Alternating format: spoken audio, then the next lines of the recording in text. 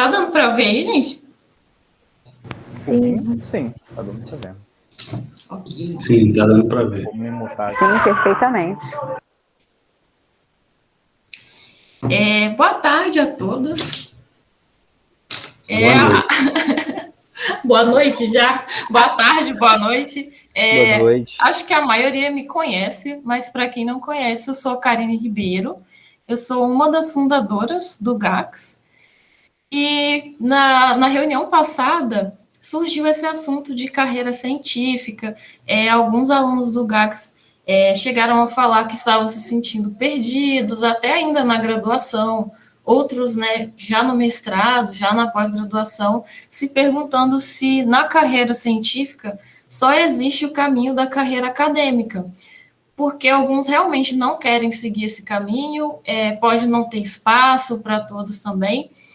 E como eu já estou no doutorado e já estou nessa coisa, né, de me colocar no mercado, e a carreira acadêmica, no caso, para mim, também não é a minha primeira opção, eu já comecei a pesquisar outras coisas, aplicar para alguns estágios, e o pessoal achou legal que eu compartilhasse essas informações. Assim, não sou especialista em nada, tá, gente? Isso aqui é tudo que eu reuni, o que eu estudei, assim, simplesmente porque está da minha hora já de entrar no mercado. Então, vou mostrar um pouquinho para vocês. Eu sou mestre em farmacologia e química medicinal pela UFRJ e atualmente sou doutoranda em química também, agora pelo Instituto de Química, na UFRJ. Vou falar para vocês o básico do que é ser cientista, mas bem por cima mesmo, quais são os caminhos na carreira científica e um pouquinho do básico de como planejar a carreira. O que é um cientista? Alguém sabe? Se alguém quiser responder aí, pode participar. Estou esperando, gente, a participação. Não sei se vocês estão me ouvindo, agora eu não sei se eu caí. Tá. Alô, tem gente me ouvindo aí? Diga, gente, o que vocês acham que é um cientista? Um pesquisador? Gente, meu sonho, desde criança, que eu falava, quando eu era criança, quando eu era mais jovem, né, era ser cientista, né? Aí, depois que eu descobri que um cientista faz, aí eu continuei querendo ser cientista, mas depois que eu descobri como que é a situação do cientista, aí acabou.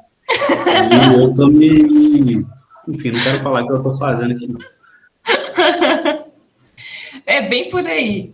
Mas, no caso, o cientista é alguém que reúne e usa sistematicamente pesquisas para criar uma hipótese, e a partir dessa hipótese, né, ele precisa testar para obter e compartilhar conhecimento.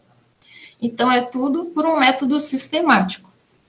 E como o Gabriel já falou, né, o Belay, a situação hoje, o caminho para você se tornar um cientista é um pouco árduo, porque além da graduação, a gente precisa cursar a pós-graduação em stricto sensu, que é o mestrado e o doutorado.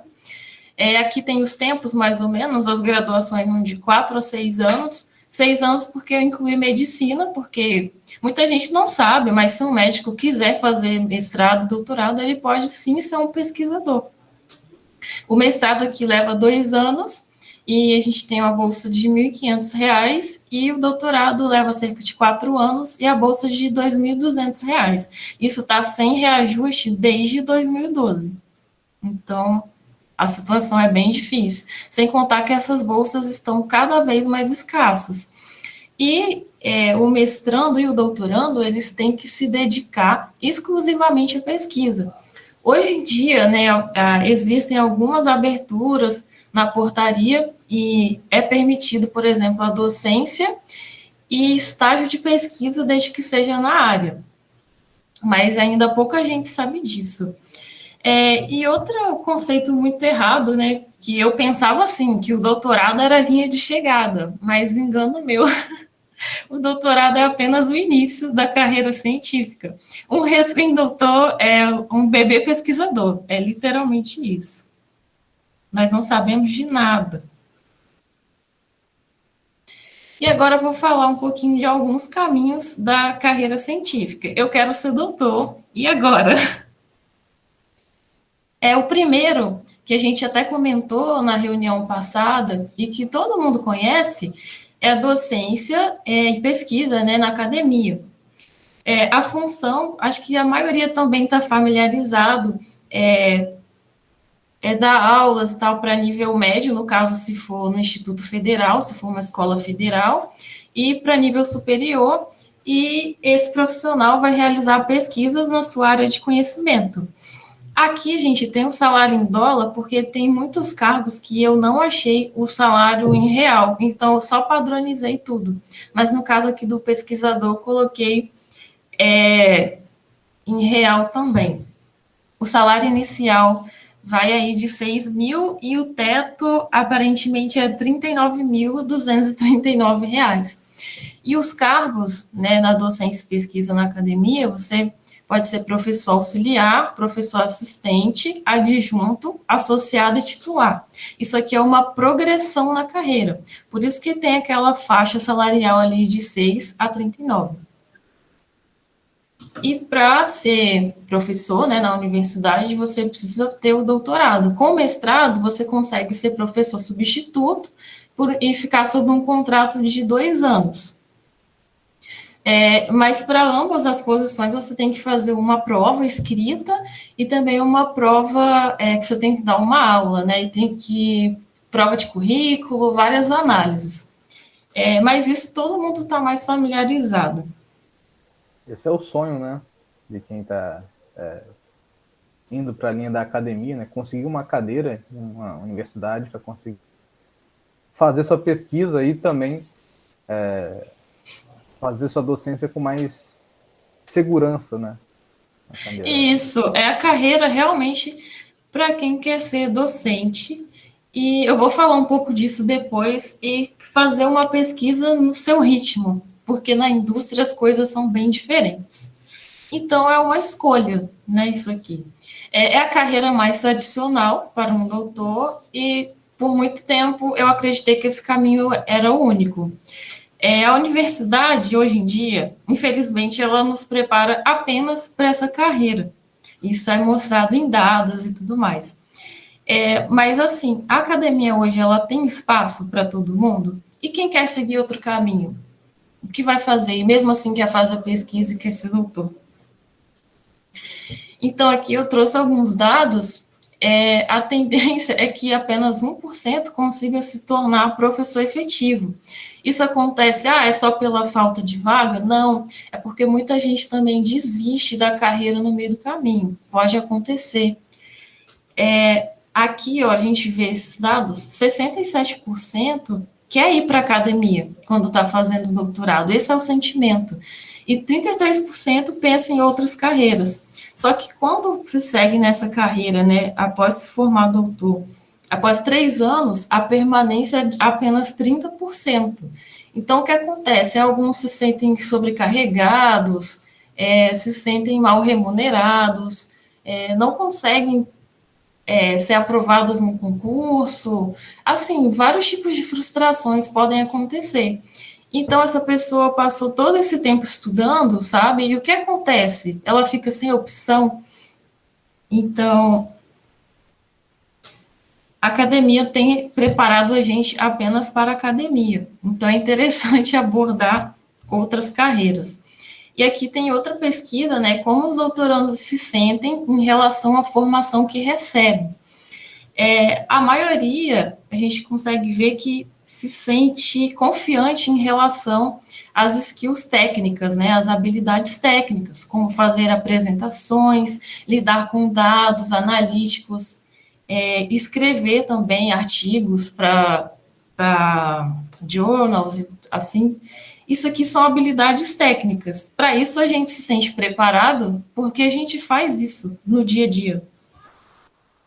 Agora, para essa parte aqui, é um pouco mais complicado. Você vê que as porcentagens, né, de confiança desses doutorandos e também de recém-doutores já diminui muito, porque nós não temos muito contato, por exemplo, com gerenciamento de pessoas. Não é todo doutorando, por exemplo, que tem a oportunidade de ter aluno de iniciação científica, né? Às vezes tem doutorando que chega a ter 2, 3. Aí ele vai ter experiência com isso, por exemplo. Mas isso não é regra, sabe? Mesma coisa é escrever para edital, tentar conseguir fundos. Muita gente também não tem contato com isso. E outra coisa também é gerenciar o orçamento de pesquisa. Eu nunca tive que lidar com isso. Por exemplo, no meu mestrado, eu fiz na Fiocruz. Eu fiz síntese orgânica na Fiocruz. Eu não lavava nem o meu jaleco. Tudo é dado pela Fiocruz. Todo o EPI, todo equipamento. O laboratório tem equipamentos de ponta, sabe? É coisa de primeiro mundo. Então, eu nunca tive que me preocupar com nada faltando. Nunca faltou 1 litro de solvente para fazer meus experimentos. Então, assim, eu nunca lidei, por exemplo, com essa parte de orçamento. Então, não é algo muito comum. Aí a gente fica com a pergunta, a carreira acadêmica, ela vale a pena? Isso depende. Se é realmente o sonho, né, dessa pessoa, algo que combine também com o perfil profissional, claro que vale a pena, compensa muito. O importante aqui, o que eu quero passar para vocês, é só o conhecimento de que existem outros caminhos. E aqui um outro caminho, né, esse também é um pouco mais difundido, é a pesquisa na indústria. Um cientista na indústria, ele vai liderar ou integrar uma equipe de pesquisa, que pode ser de diversos segmentos. Aqui eu coloquei exemplo de biotech e farma, porque é mais a minha vivência. Aqui eu sempre vou puxar um pouquinho mais porque eu conheço, para eu conseguir passar para vocês informações mais seguras. E o salário que está em dólar, né, vai de quase $5.000 a 11.000. A gente viu que é bem parecido com o salário do professor em dólar. No caso, deve ser o que a universidade de lá paga, né, dos Estados Unidos. Mas dependendo se você é um cientista sênior ou se você é chefe de laboratório, isso aqui também pode subir. Isso aqui é uma média. E aqui tem alguns cargos, né? Cientista associado, você pode entrar como cientista júnior, cientista sênior, principal, e também, hoje em dia, existe alguns programas de transição de carreira da academia para a indústria, porque a indústria ela quer aproveitar os doutores, só que da academia eles não saem prontos. Então, agora eles estão criando alguns programas de transição de pós-doutorado, em que esses alunos fazem o pós-doutorado dentro da indústria, aprendendo essas skills, né, que a indústria tanto pede. E aqui a formação, claro, tem que ter um doutorado na área que você for pesquisar. Aí aqui em todos eu vou trazer, por exemplo, um exemplinho de vaga, né, para vocês verem mais ou menos como é pesquisado. Inclusive, as coisas aqui estão um pouco misturadas em inglês com português, depois vocês vão entender por quê. Aqui um pouquinho da diferença entre pesquisa na academia e pesquisa na indústria. Na indústria, o ritmo é mais rápido, tudo na indústria é muito volátil. Por exemplo, na indústria farmacêutica, hoje eu estou lá pesquisando uma molécula, e aí eu fiz o teste in vitro dessa molécula, eu passei um ano inteiro planejando, fazendo design computacional. Quando eu fiz o teste na célula, não deu certo, mesmo com todo o planejamento. Na academia, às vezes a gente insiste nesse tipo de projeto, porque o objetivo na academia é construir também o conhecimento do aluno. O aluno ele tem que aprender com os erros, saber lidar com isso, saber também contornar o que fazer com um resultado que é um resultado, mas não é um resultado bom. Na indústria, isso não funciona assim. Esse projeto ele vai ser engavetado imediatamente, porque isso é perda de dinheiro para eles. Então, às vezes a gente brinca, né, que a gente tem molécula de estimação, que a gente se apega ao nosso projeto, a gente se apega porque a gente está fazendo aquilo ali todo dia. E na indústria não tem muito isso. Você não pode. Se aquilo não vai levar a lugar nenhum, e eles percebem isso muito rápido lá, porque o pipeline de trabalho, né, é para ser rápido mesmo, isso vai ser engavetado imediatamente. Então, não se apegue às moléculas. Aí aqui, a política, a estrutura organizacional. Isso também é um pouco diferente, porque você trabalha numa equipe grande e que tem uma hierarquia, e cada um vai ter funções muito definidas, e você vai sempre responder. É um pouco diferente também da relação que a gente tem com o orientador, porque o orientador, ele é o nosso parceiro. Por exemplo, os meus orientadores, eles me tratam como uma profissional, eles não me tratam, né, como uma aluna que não sabe nada. Então, eles respeitam muito o meu conhecimento e etc. Então, eles querem ouvir a minha opinião. Então, assim, se eu estou na indústria, às vezes, numa posição de júnior, vai ter muitas coisas de decisões que eu não vou poder participar, porque isso ainda não é da minha alçada. Eu tenho outras coisas para fazer e é muita coisa, porque o ritmo é rápido, eu tenho pouco tempo. Então, é tudo que um pouco compartimentado, sabe? E lá também tem política de propriedade intelectual, porque eles trabalham com patentes. Então, é toda uma documentação diferente, que nem todos têm a sorte, né, de conseguir lidar com isso durante o doutorado, descobrir uma molécula, algo incrível que deu uma patente. Então, essa política de propriedade intelectual é algo comum, porque eles protegem todo o conhecimento deles. E ficou a estrutura organizacional aqui 2 vezes, tá, gente? Mas ignorem. Aqui, na verdade, era só objetivos diversos mesmo. Que aqui, assim, enquanto a maioria dos grupos de pesquisa acadêmica eles se concentram em novas descobertas, aqui o tipo de trabalho é só um elemento industrial, sabe, do sistema de pesquisa. Os pesquisadores, eles podem estar envolvidos em diversos aspectos do processo de fabricação. Por exemplo, hoje eu estudo drug design, então eu estou envolvida no processo de descoberta, mas a indústria poderia estar na fabricação, melhorando o método para produzir isso em massa, e também no controle de qualidade, desenvolvendo métodos, né, para um melhor controle de qualidade. Então, as funções são diferentes também. Então, assim, quem é melhor? Depende do seu objetivo. Se você é alguém que gosta de trabalhar rápido, que gosta desse ritmo frenético, sabe? A indústria é para você. Porque as pessoas são diferentes, sabe? A gente pensar, mas quem vai gostar de viver assim sob pressão? Tem gente que gosta, então a gente tem que respeitar. Outro caminho de carreira são as posições de ponte na indústria. E aqui alguns cargos são de gerência, Business Development, Product Development e Medical Science Liaison, que foi o que eu mais trouxe informações aqui para vocês. É posição de ponte justamente porque é uma interseção entre ciência e mercado. Então, esse profissional aqui, ele tem que ter muito conhecimento de business, além do conhecimento técnico, né, que é o conhecimento científico. Então, assim, aqui geralmente, né, nesses cargos, eles pedem obrigatoriamente graduação em ciências biomédicas.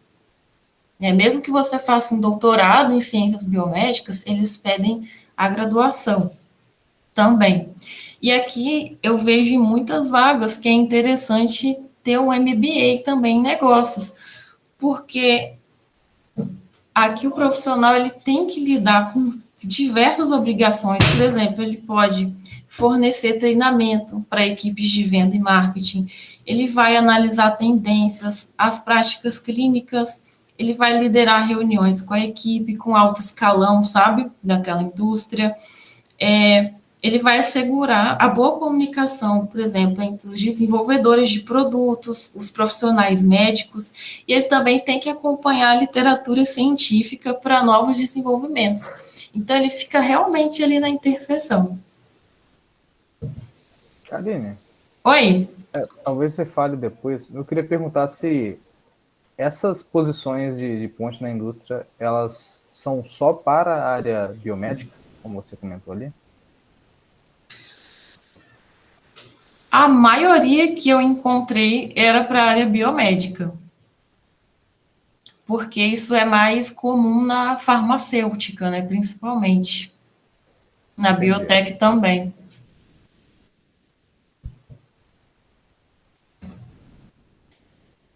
Aqui é regulação científica, mas eu coloquei esse nome já, o nome em inglês é Regulatory Affairs, porque quando a gente vai pesquisar vaga, dificilmente a gente acha pelo nome de regulação científica. Aqui a função é supervisionar como os alimentos, medicamentos, produtos médicos são desenvolvidos, testados, fabricados, comercializados e distribuídos para certificar que eles atendam padrões regulatórios para o uso humano. Então, isso aqui também é algo um pouco mais voltado para a área de biomédica. O salário vai aqui, né, de 7.750 a 21 mil, dependendo se ele já é diretor de qualidade. Aqui tem esses cargos, você pode ser especialista, gerente, diretor, e aí também tem aqui especificado, né, se você trabalha no setor de alimentos, medicamentos, também vai variar o nome do cargo, caso você vá procurar uma vaga de trabalho. E aqui a formação, como eu falei, né, graduação em ciências biomédicas, mas nesse caso também eles aceitam engenharia ou algo relacionado a negócios, pode ser administração, por exemplo. E mestrado e doutorado, geralmente as vagas pedem algo específico, né, para assuntos regulatórios ou pesquisas clínicas. Mas existe esse tipo de formação tão específica? Existe. Hoje, por exemplo, a Fiocruz, ela dá mestrado e doutorado para essas áreas, né, da indústria. Você faz mestrado e doutorado para fazer pesquisa na indústria. E é um programa relativamente novo. Eu acho que quando eu estava saindo do mestrado lá, esse programa estava abrindo. Então, assim, é algo já mais acessível, porque tem no Rio de Janeiro. E o Rio de Janeiro acaba sendo destino de muitos estudantes, né, do Espírito Santo, principalmente aí do Sudeste, para estudar. Então, se tem na Fiocruz, é algo que é uma profissão que pode se tornar mais acessível. Aí aqui um exemplo de vaga, aqui no caso, na Johnson & Johnson. Essa daqui também está muito em alta, que é o cientista de dados. E essa profissão aqui é muito interessante, esse caminho de carreira. O cientista de dados, ele possui um conjunto de habilidades que é multidisciplinar. Então, aqui a pessoa tem que ser bem curiosa, quem quer seguir essa carreira, e trabalha com grandes quantidades de dados para encontrar insights e respostas para problemas de negócio. O salário vai de 8.300 a 20.800, e aí depende do seu nível, né? Se você é júnior, especialista, sênior ou consultor. E aqui, se você quer seguir na área de pesquisa mesmo, porque hoje tem empresas, etc., que trabalham com desenvolvimento mesmo. Então, você tem que ter o doutorado. Agora, se você quer trabalhar numa empresa, sei lá, por exemplo, a PicPay, eles têm analistas de dados, no caso. Você não precisa, você pode ter a graduação, um bom portfólio com alguns projetos, você vai conseguir trabalhar na área. Agora, para fazer pesquisa mesmo, cientista de dados, você precisa do doutorado. E aqui tem algumas áreas coringas, né, que é estatística e ciência da computação. Todas as vagas vão aceitar esses dois, ou relacionados à ciência da computação. Em terceiro, aceitam bastante engenharias, principalmente se for engenharia da computação. E hoje em dia eles têm aceitado mais química, biologia e física, porque muitos profissionais nessa área têm feito essa transição de carreira, como é o meu caso. Hoje eu estou trabalhando com química computacional e eu estou tendo que aprender Python, R, SQL, e já estou trabalhando, né, com métodos de machine learning, porque existem áreas específicas, como a quimioinformática e a bioinformática. Então, os profissionais da química e da biologia estão fazendo essa transição, porque na nossa graduação, em momento nenhum, a gente vê programação.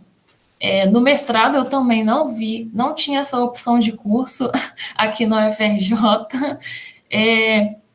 Também no doutorado não tem, então tudo isso eu estou tendo que estudar sozinha. Então, uma transição, e assim, é algo que o mercado está pedindo. Então, a gente não tem muito o que fazer para a gente desenvolver também o nosso trabalho. A pesquisa e o mercado, né, estão juntos nessa. Para a gente ter resultados bons, algo que realmente seja relevante, a gente precisa se atualizar.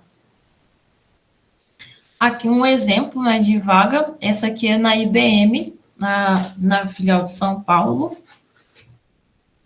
E aqui eu trouxe algo muito interessante dessa parte de Data Science, que é o estágio de pesquisa. Algumas empresas também já estão pensando nessa transição de carreira mais cedo. Então, hoje, algumas empresas já oferecem estágio de pesquisa de graduação e pós-graduação. Esse eu fui descobrir essa semana, e eu estou muito feliz que eu não descobri isso depois de terminar o doutorado, porque eu ainda vou poder tentar me candidatar.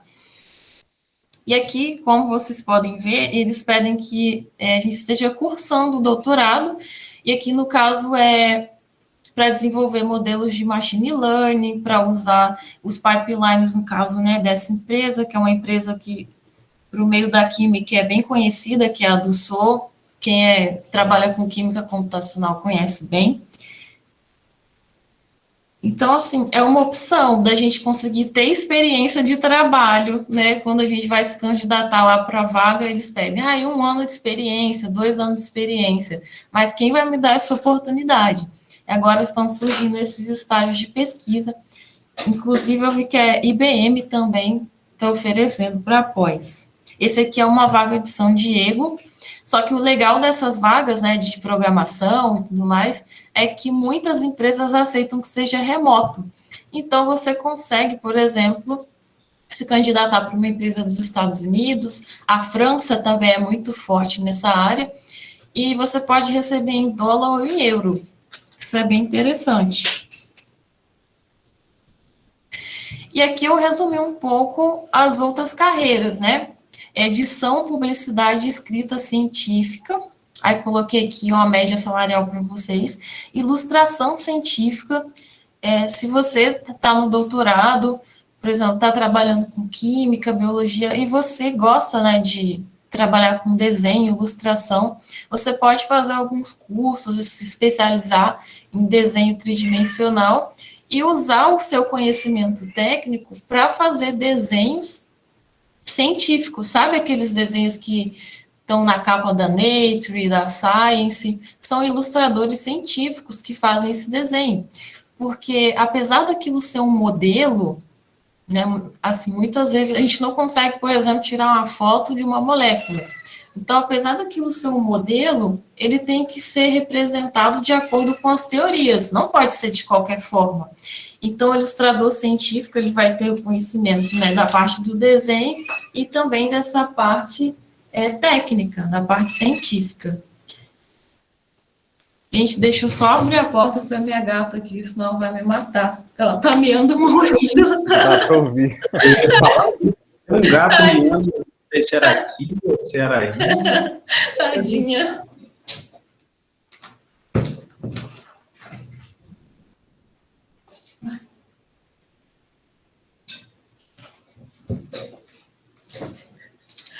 Pronto. Rodou.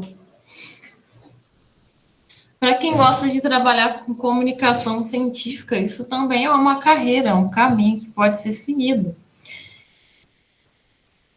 E o salário não é ruim, né, gente? E também, assim, hoje em dia é uma opção de você até trabalhar como na rede social. Se você gosta disso, você tem uma presença digital forte, você pode acabar conseguindo seguidores, etc. Mas também você pode trabalhar formalmente, né? Não só na rede social sendo um influencer da ciência, você pode trabalhar em jornais científicos, etc. Pode ser algo regular também. Tem a consultoria científica, que tem pessoas que levam isso como carreira, mas para você ser consultor, geralmente, você já tem que ter uma experiência profissional grande para confiarem na sua expertise. Mas é uma opção também, não deixa de ser. e tem o empreendedorismo científico e o freelance, que eu não fazia ideia que existia, mas tem muito doutor que oferece o seu serviço, né, os seus conhecimentos técnicos em serviço freelance. Aí aqui exemplo de uma startup, que essa daqui já é milionária, que é a Reverie Labs. Eles trabalham, né, com machine learning e com modelos de química computacional, e eles começaram trabalhando com quinases, e o desejo deles é desenvolver uma molécula que sirva para vários tipos de câncer. Porque as quinases, elas têm uma autoidentidade. O que isso quer dizer? Elas são muito parecidas entre si. Então, isso é perfeito para o machine learning. Só que também elas têm algumas diferenças que fazem com que os fármacos tenham que ser bem específicos. Aí, o que esse pessoal está buscando, e eles já conseguiram fechar contrato com muita indústria farmacêutica, no caso, eles são uma biotech, né? Já fecharam contrato com... Eu não lembro se foi a Roche, mas foi alguma indústria grande para trabalhar isso com eles, e eles estão usando esses modelos de machine learning, toda essa parte de modelagem de química computacional para tentar alcançar esse projeto. E eles começaram com câncer no cérebro, né, para esse tipo de quinase. Mas hoje eles já expandiram bastante. E aqui tem o freelance. Por exemplo, esse site, ColabTree, eu tirei aqui um print, por exemplo, de 2 doutores oferecendo seus serviços aqui. No caso, a Maria Petrova, ela é bem recomendada, né, nesse site, ela cobra $70 a hora. Ela faz escrita científica, por exemplo, tudo no serviço freelance. Tem muita gente que vive disso e usa isso também para conseguir experiência. Porque não, é um caminho. Cientista de aplicativo é o futuro, Karine? Olha, eu não sei, eu penso assim, que tudo depende do que você está disposto a fazer, sabe? O que te faz feliz, o que você gosta. Porque, assim, é um caminho difícil, né? Até a gente terminar o doutorado, mas a gente é mal pago, sofre muito. Depois, para entrar na carreira, seja ela qual for, também é muito penoso, porque a gente é um profissional altamente qualificado, mas a verdade é que ninguém liga. Quem vai absorver essa mão de obra, entendeu? Então, assim, o que você tiver disposto, o que você gostar, é o que você tem que ir. Porque se você não gostar muito, não dá. Você vai desistir, porque não é fácil. Aqui um pouquinho sobre planejamento de carreira. Levantaram a mão aqui, Karine. Eita, quem é? Pode falar. E aí, Karine, tudo bem? Tudo. Quem é? Porque eu não consigo ver, gente. E a voz aqui é um pouco diferente. Calango. Ah, oi! Eu não sei se você conhece, se você vai falar, tem uma plataforma chamada Word Labs. Algumas empresas usam essa plataforma, ela parece com um Kickstarter para projetos. Algumas empresas cadastram projetos, desafios, né, para serem resolvidos nas suas áreas. Uhum. Eu sei disso porque eu estou trabalhando na Petrobras, ela tem um projeto, né, e você pode se cadastrar, pode criar seu perfil lá de pesquisador, de startup, de qualquer coisa. E as empresas vão nesse local buscar profissionais para fazer team maps, né, para fazer serviços, né, ou para contratar mesmo. É bem focado para contratar pesquisador ou desenvolvedor, alguma coisa assim. Ah, interessante. Então é tipo, é parecida com essa ColabTree, né? É bem parecido. Ah, interessante. Eu não conhecia essa. Inclusive, onde eu trabalho vai receber vai estar para receber pesquisadores oriundos da Word Labs. Muito interessante. Fica aí a dica também para essa parte aqui de freelance, eu imagino, né, que tem diversas plataformas. Hoje, até na área lá de ciência de dados, que eu estava falando com vocês, tem algumas plataformas que elas têm competições que valem bastante dinheiro. Uma delas se chama Kaggle. Então, muitas empresas vão lá, colocam uma base de dados e pedem que as pessoas façam alguma coisa com aqueles dados, né? Tem sempre um objetivo, é um desafio. E o prêmio é assim, é $50 mil, $60 mil, $30 mil, e tem gente que ganha o desafio sozinho, né? Vai postando os notebooks, vai subindo o código lá. Então, assim, também é uma forma de um pesquisador ganhar dinheiro, né? Utilizando seus conhecimentos também. E de aprender, imagina, isso também vai para o seu currículo. Eu ganhei uma competição no Kaggle, eu sou nível Master em Programação lá no Kaggle. Hoje isso já é muito reconhecido. Aqui eu trouxe um bem basiquinho, né, de uns 5 passos para você estudar o mercado. Independente da carreira que você escolha, você precisa estudar o mercado. Aí aqui eu fiz utilizando o LinkedIn, que eu acho que é mais conhecido. Você vai lá, preenche o seu perfil, preenche o seu currículo bem completinho, coloca as suas habilidades, curso, tudo que você fez. Depois você vai na aba ali de jobs, né, ou vagas, e você vai procurar em inglês as palavras-chave desse cargo de interesse. Mas por que em inglês? Porque todas as tendências do mercado, elas não vêm do Brasil, elas vêm de fora. Então, o mercado daqui vai seguir o que o mercado de lá está fazendo.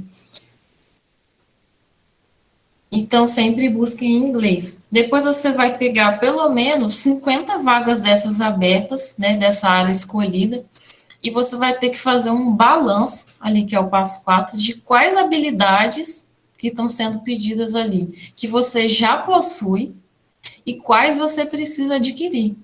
Se você está lá fazendo sua graduação, assim, é melhor a gente se decidir antes, mas nem sempre é assim. Mas, sei lá, você já está no doutorado e você está fazendo a sua pesquisa. Na minha pesquisa eu sei que eu vou adquirir isso, vou adquirir aquilo, então são habilidades que eu já estou colocando aqui na minha conta que eu tenho. Mas está faltando aquela outra. Então, o que você pode fazer? Você pode procurar professores, você pode procurar projetos paralelos que vão colocar no teu currículo aquelas habilidades que você precisa. Então, assim, ao invés de você se formar e dar de cara com o mercado de trabalho, sabe, pensando, e agora? Eu não tenho isso, o que eu vou fazer? A vaga pede isso e eu não tenho. Você se planejar é muito melhor. Vai evitar muita frustração, porque se planejando já é muito difícil. Agora, não se planejando, sério, provavelmente vai ser muito frustrante. E aí, assim, a partir desse balanço, você vai criar objetivos, estratégias e vai traçar metas que sejam alcançáveis. Também a gente tem que se preocupar com a nossa saúde mental. Isso eu sempre falo muito com todo mundo no GACS, saúde mental em primeiro lugar. Porque sem isso, você não faz absolutamente nada. E agora um pouquinho também de noções de currículo. Como é que eu vou identificar essas habilidades, né, que a empresa, que ali as vagas estão me dizendo? A gente tem as hard skills e as soft skills. As hard skills são as habilidades técnicas que são adequadas àquele trabalho, elas são mensuráveis. Já as soft skills, elas são subjetivas, são habilidades comportamentais. Aí eu trouxe aqui um exemplo, esse aqui é uma vaga de estágio de pós na IBM, por exemplo. Então, aqui, se a gente ler esse texto, quais são as hard skills aqui? Eles pedem que esse doutorando, né, em química, física, ciência dos materiais, da computação e informática, engenharia de computadores ou sistema da informação, tá vendo como tem aquelas áreas coringas que eu falei com vocês, que é da área de programação, e também já incluem química e física, porque no caso, esse trabalho aqui era em relação ao clima, de uma inteligência artificial da IBM. No caso, mexe muito com a parte de geofísica. Então, eles aceitam químicos e físicos computacionais também. Então, aqui o que eles pedem? as hard skills, programação em Python, machine learning, análise de dados, computação na nuvem, eles colocam alguns ali, e escrita científica. Isso aqui, habilidades técnicas. Quais são as soft skills que eles pedem? Aí está a parte de computação na nuvem. Eles pedem trabalho em equipe, iniciativa, automotivação, criatividade e que você seja esforçado, né, aprender ou determinado. Aqui é só outro pedacinho do currículo da parte de computação na nuvem, para mostrar para vocês que isso é uma hard skill que está ali descrita na vaga. Então, como você vai escolher essas skills para colocar no seu currículo? A vaga vai te dizer. E você vai ter que saber trabalhar com o que você tem e o que você não tem. Você nunca pode mentir no currículo. Pelo amor de Deus, gente. Então, assim, se você não tem uma habilidade, você quer muito aquela vaga, quer muito trabalhar com aquilo, corra atrás, adquira aquela habilidade. Programação hoje, muita gente tem aprendido sozinho. Como eu falei para vocês, eu tive que aprender machine learning tudo sozinha. Porque na minha faculdade de Química, no mestrado e no doutorado, eu não vi uma linha de código. Aqui eu trouxe um exemplo de currículo, que essas empresas pedem, né, uma página. Estou fazendo um exposed aqui do meu currículo. Mas aqui, por exemplo, educação e tudo em inglês, tá, gente? Por exemplo, a IBM, vou falar para vocês a boa. Apesar dela estar no Rio ou em São Paulo, a entrevista é em inglês e você vai trabalhar com uma equipe que é de fora do país, é uma equipe mista. Então, você tem que ser fluente em inglês. Então, aqui é só um exemplinho de currículo, né? Como é dividido, você coloca a sua educação, sua experiência profissional, e você tem que priorizar o que é importante para aquela vaga. O que é relevante. Aqui as skills, no caso aqui é onde você vai colocar as hard skills, por exemplo, aquelas palavrinhas-chave, porque a seleção de currículo muitas vezes é feita por bots, então, assim, o bot ele vai procurar aquilo que está na vaga, por isso que eu estou dizendo para vocês que isso é muito importante para você conseguir a entrevista, senão você nem passa, né, dessa fase. E aqui a gente chega nesse assunto, que é a importância do inglês. Hoje, na carreira científica, assim, não é que o inglês ele não é nem importante, ele é obrigatório. E aqui eu trouxe uma pesquisa que apenas 5% dos brasileiros falam o idioma. E quando a gente trata de fluência, esse valor cai para 1%. Então, se você quer seguir carreira científica, você tem que começar a aprender inglês o quanto antes. Eu acredito que na carreira da academia não seja tão necessário que você fale bem, né? E que você entenda bem. Mas escrever, você precisa escrever e ler. Agora, assim, se você vai trabalhar numa empresa, como eu disse na IBM, você vai fazer uma entrevista em inglês, você vai interagir com uma equipe que fala inglês. Então, assim, não tem como você mentir, meu inglês é fluente, porque você vai ter que mostrar que é. Então, para esse tipo de trabalho, você precisa do inglês, você precisa estar em outro nível. Então, aqui algumas dicas de como aprender inglês. O primeiro é a imersão. Você tem que se expor o máximo possível ao idioma.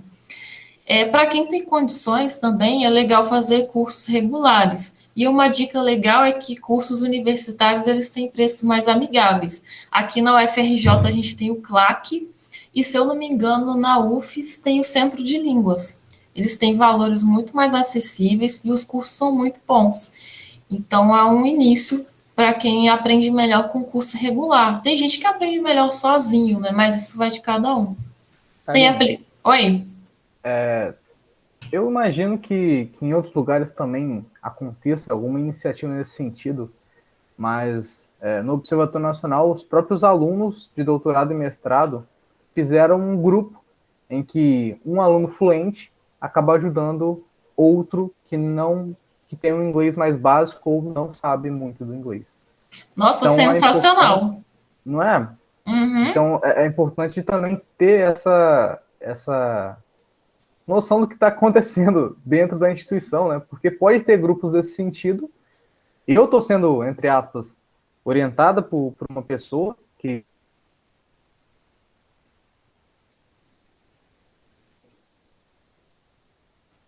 Eita, tá falhando para mim. Não sei se... Falhou para mim também. Ah, tá. Não, Achei o que era Rodolfo eu que caindo. despencou ali. compreende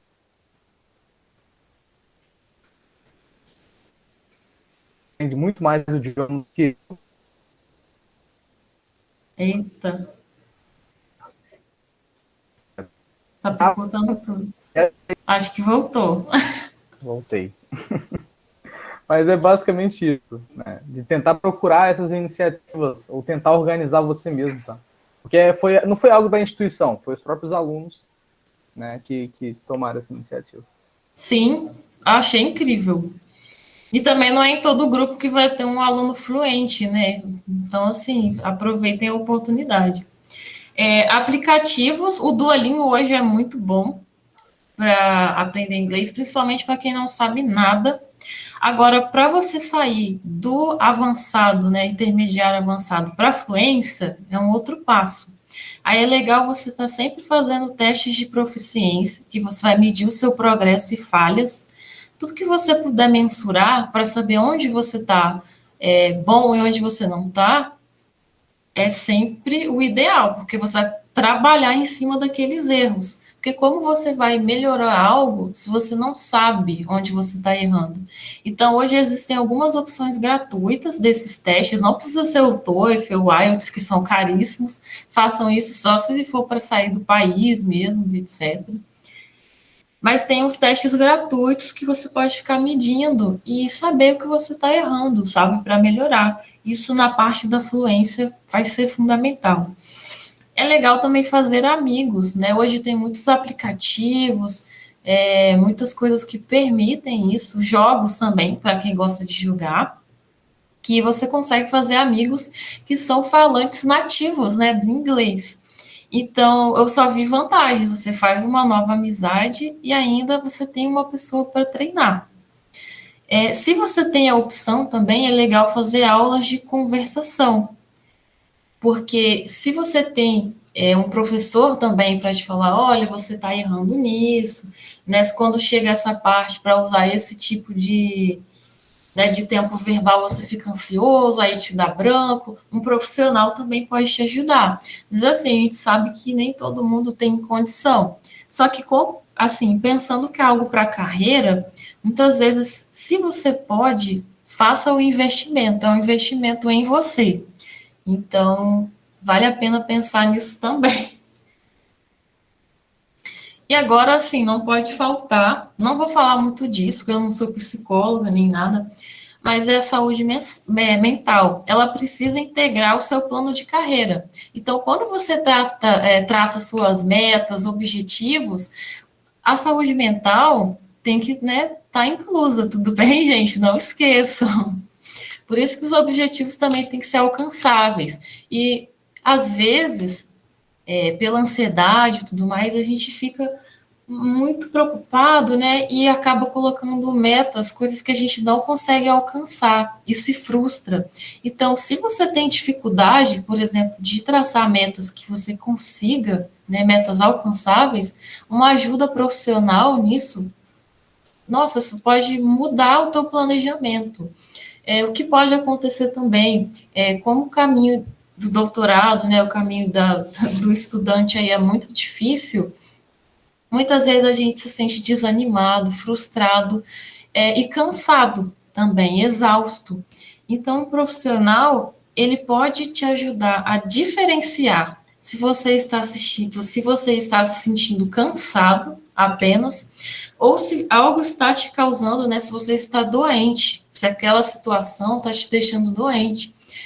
Isso você não vai conseguir perceber sozinho. Então, assim, o ideal também é fazer um acompanhamento com um profissional de psicologia sempre. E caso o profissional de psicologia indique, também um psiquiatra, né, caso você precise de algum medicamento. Mas isso aí é o que você vai resolver com esses profissionais. Então, assim, sem a saúde mental, sem você saber diferenciar e entender as suas frustrações, porque o caminho é difícil, né? A gente já falou isso aqui várias vezes, já mostrei. O caminho é complicado. Sem esse profissional fica, sabe, quase impossível de você chegar lá. Se você é aquela pessoa, assim, bem saudável mentalmente, que hoje em dia eu já não acredito que isso exista, principalmente depois da pandemia, ok, mas eu indico para todo mundo procurar um profissional, porque alguns aqui no grupo já conhecem a minha história, né? Que eu sofri assédio moral no mestrado, eu entrei em depressão, também ainda tenho depressão, né? Estou tratando, transtorno de ansiedade. Eu pensei em desistir do doutorado, que sempre foi uma coisa que, né, eu sonhei, e quero ser pesquisadora, mesmo que não seja a academia hoje, como eu falei para vocês, não é meu objetivo. Quero ser cientista de dados. Mas assim, eu já pensei em desistir e foi um profissional, foi fazer um acompanhamento que fez toda a diferença, sabe? Que me ajudou a concluir o mestrado e a ver que eu estava doente, eu não estava querendo realmente desistir disso. Então, essa parte é tudo. E aqui, né, tem um dado aqui de uma pesquisa na Nature, que entre os estudantes de pós-graduação, em mais de 26 países, olha essa taxa, né, de sintomas de depressão, 39%, e de ansiedade, 41%, enquanto na população geral esses índices ficam em torno de 6%. Então, aqui é algo que mostra que o estudante de pós-graduação, ele sofre, sim, essa pressão que a gente tanto fala. E eu acho que ouvir quem está do seu lado também é importante, né? Porque você não percebe, às vezes, como que você tá, né? Se você tá com ansiedade ou algo do gênero. Uhum. Às vezes uma pessoa te fala, olha só, talvez seja uma boa ideia você procurar algum profissional, né? Para te ajudar. Não ouvir no sentido de fazer dele um profissional, né? Uhum. Mas de ouvir o conselho. Às vezes um amigo, alguém para te escutar, ajuda você a dar o primeiro passo, a entender algumas coisas, mas o profissional é fundamental, a ajuda profissional.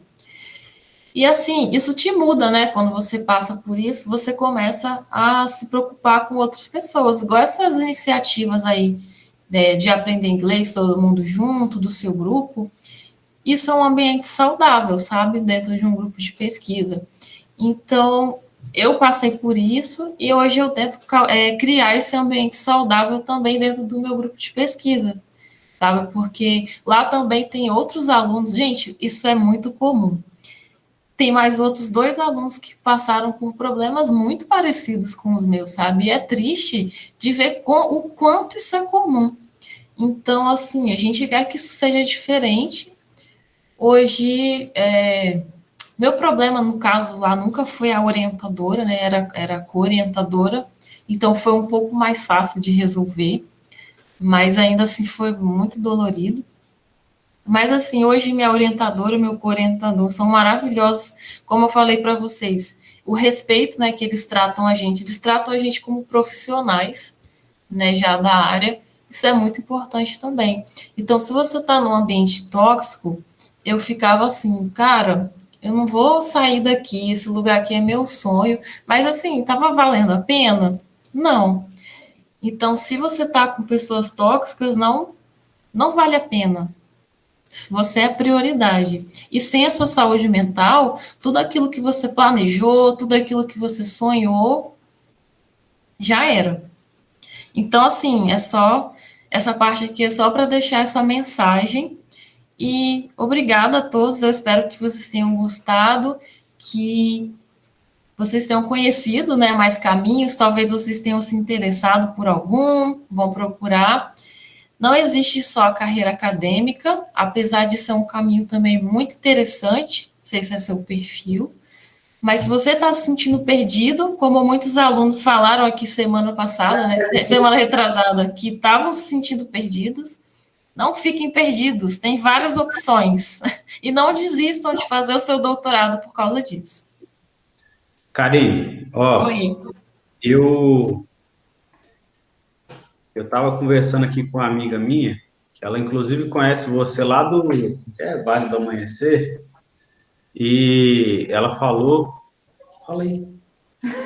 Aí ela estava falando da experiência dela também, não só dela, né, dela e da prima dela, que também ela faz doutorado e tal, e o sofrimento sim, né, a pressão psicológica é muito grande, e eu tenho vários amigos, amigas que fazem doutorado, e também a pressão é muito grande, que as pessoas, todas elas, todas, sem exceção, falam assim, vem falar comigo, né? Não sei por que comigo, mas vem falar comigo.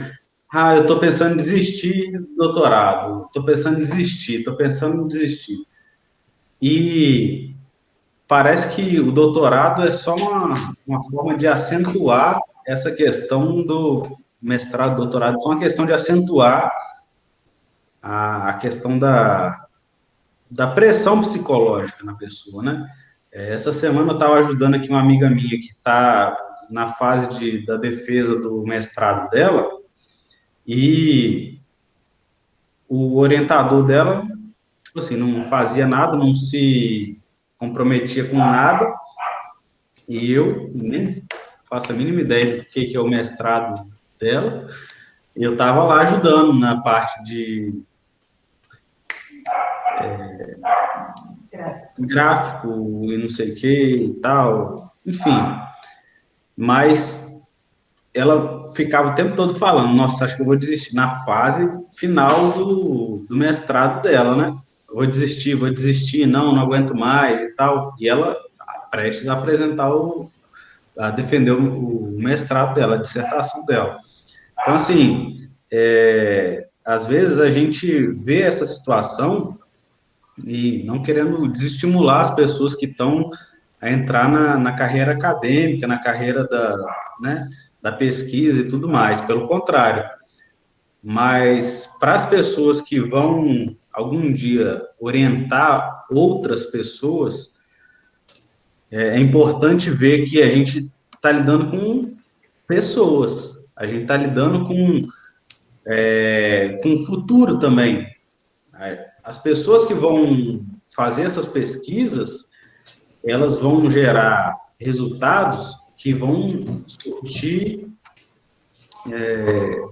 resultados para efeitos para outras pesquisas. E a gente não pode deixar só a pesquisa à frente disso. A gente tem que entender que tem um ser humano ali naquela situação. Eu acho que eu estou sendo um pouco redundante, né? Mas, só mais uma vez, entender que tem uma pessoa, um ser humano ali.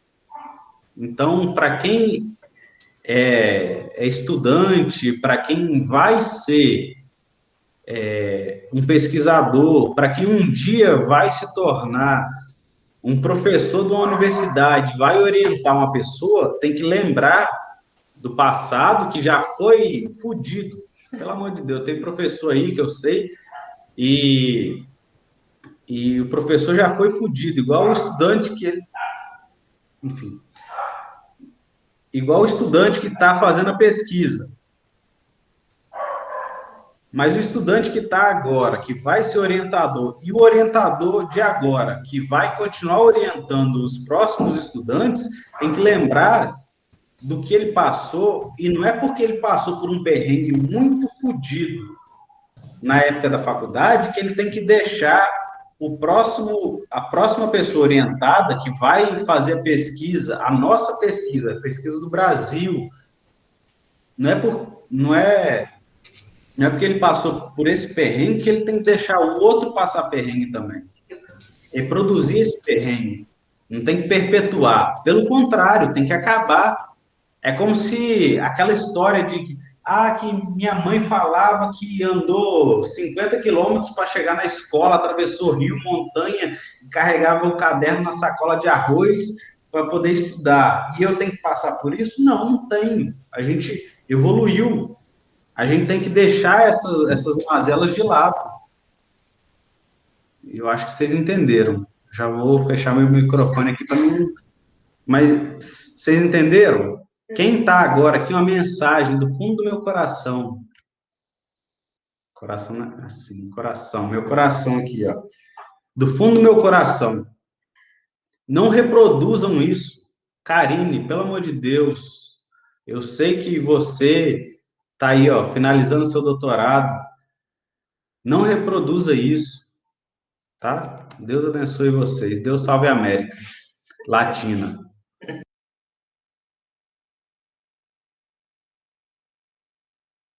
Ainda bem que eu tô com o microfone mutado, né?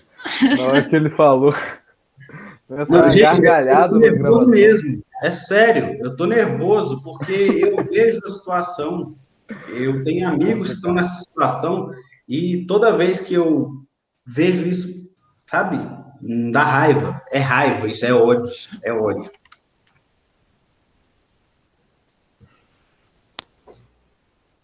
Quer fazer algum comentário, Karine? Oi? Quer fazer algum comentário sobre a fala do Belay? Ele foi bem assertivo já, né? Foi bem... Sim, a Ivana Fechado. vem. Não, se vocês tiverem alguma dúvida sobre alguma carreira, algo assim, porque eu trouxe bem resumido, e também se vocês sentiram falta de alguma. Então a gente abre aí para as perguntas. Se alguém tiver umas perguntas. Foi falado no meio das apresentações, né? Algumas perguntas, né? Se alguém quiser fazer, a gente está aberto a perguntas agora. Ô, Karine. Oi. Eu fiquei, tipo assim, antes que você estava apresentando, você falou sobre, eu não sei como é que seria, o profissional que conecta a indústria com a área acadêmica. Uhum. Aí não tá mais nos slides, eu não lembro qual era o termo que você usou. Lá no IFES está acontecendo isso demais, pelo menos pelo que eu estou vendo. Tipo, os professores estão abrindo as próprias empresas, estão cooptando os alunos lá para trabalhar nelas, até começam na iniciação científica desenvolvendo as coisas para essa empresa em paralelo. Uhum. E na UFRJ acontece o mesmo? Na UFRJ tem bastante empresa júnior e também tem startup. Aqui dentro tem uma incubadora de empresas. Uhum. Eu acho que até alguns institutos, se eu não me engano, eu vi que o Instituto de Química estava com uma iniciativa dessa de incubar empresa, né, relacionada à química. Então, assim, tem essas iniciativas, mas no caso é mais para a parte de empreendedorismo, né, que eu até separei. É diferente dessas profissões de ponte. Até porque eu fiquei meio confuso no que seria essa profissão de ponte mesmo, cara. Tipo, não sei, tipo, eu não consigo deslumbrar, assim, o que seria esse tipo de profissional. O que ele faria em si. Tipo, seria a pessoa que faz o contato, tal faculdade consegue fazer isso e tal para tal empresa. Ou, sei lá.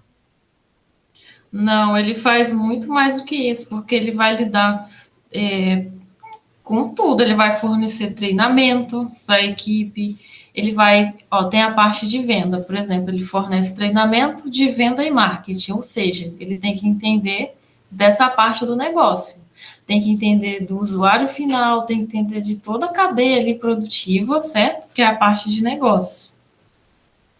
Então, ele também vai liderar reuniões com alto escalão, então ele tem que saber essa parte da análise dos dados, né? Que aí é uma coisa que é bem a interseção mesmo, porque ele vai pegar o conhecimento técnico dele e vai se comunicar com pessoas que não são técnicas, né? Elas entendem muitas vezes de negócios e ele entende dos dois. Então, ele realmente faz a ponte entre os profissionais que trabalham com a parte técnica, desenvolvendo, melhorando métodos, e com a parte ali, por exemplo, dos diretores e tudo mais, que não entendem nada de ciência, né? Alguns entendem, mas não é regra. Então, ele também tem que analisar a tendência, prática clínica, ele tem que estar de olho em toda a documentação No caso de um fármaco, né? Eu quero aprovar um fármaco. Ele tem que entender de toda a parte de documentação disso, de como funciona esse processo. E esse processo, por si só, já é algo que está nos dois mundos, né? Porque quando você faz esse processo para aprovar um fármaco, ele tem que passar por várias regulações, tem que atender a critérios ali que tem a parte técnica, mas ele também tem que atender critérios que são do mercado. Então, esse profissional, ele tem que saber muito das duas coisas. Ele trabalha nisso, na documentação, ele vai trabalhar fazendo a comunicação mesmo entre a equipe que desenvolve, que é a equipe técnica, e a equipe que vende, a equipe que faz o marketing, né? Também com o alto escalão, que muitas vezes só vai entender de negócios. Então, esse profissional faz isso. Ele vai desenvolver um negócio, ele vai desenvolver um produto, então ele precisa entender realmente dos dois mundos. Deu para entender melhor um pouquinho? Não sei. Não, agora eu entendi. Valeu. Obrigadão. Mas, assim, isso é diferente do empreendedorismo científico, né? Que você vai pegar um financiamento, tudo mais, vai tentar montar a sua empresa, né? Com alguma ideia, só que é científico porque tem alguma aplicação científica. Muitas vezes são doutores, né? Hoje tem alguns institutos que financiam isso. Acho que o mais famoso hoje é o Serra Pilheira, por exemplo. Tem alguns editais lá para recém-doutores, para esses projetos, né, empreendedores.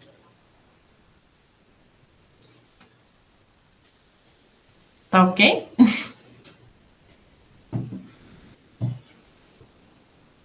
Não sei se tem mais perguntas. Mais alguma pergunta, gente?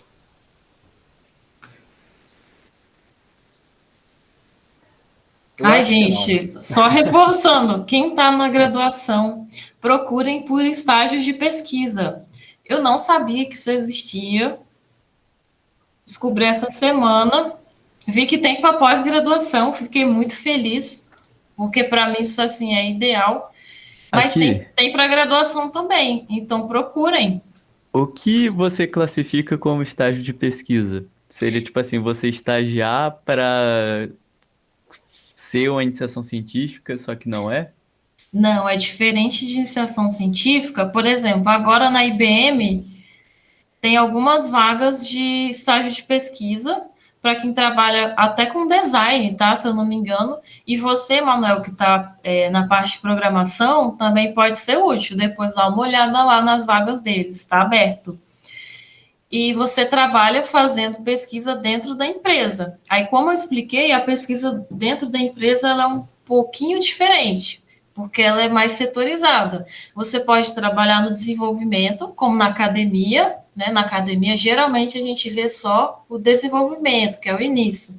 Ou você pode trabalhar na otimização de processos, né? Você pode melhorar por exemplo, a purificação, né, de algum processo, você está otimizando, você pode aumentar a escala de produção daquilo, isso não é mais desenvolvimento do produto. Você já está trabalhando na melhoria, no escalamento industrial, já é totalmente diferente. Então, no estágio de pesquisa que é dentro de uma empresa, você vai ter sim um tutor, tá, dentro dessa empresa, é algo um pouco diferenciado, mas você vai trabalhar com outras coisas, não necessariamente só desenvolvimento, como é na iniciação científica. E você está dentro de uma empresa. Então, você vai aprender habilidades de negócio também lá dentro, porque você está num ambiente completamente diferente. Não é academia, né? É uma empresa. Saquei. Então, estágio de pesquisa, para quem quer uma outra opção, além da carreira acadêmica, se você for para a carreira acadêmica, vai contar para o seu currículo. Agora, se você não for, vai ser sensacional isso para você. Então, quem tem interesse em entrar em outras carreiras, como ciência de dados, por exemplo, façam estágio de pesquisa. E agora muitos estão remotos, tá? Então, aproveitem.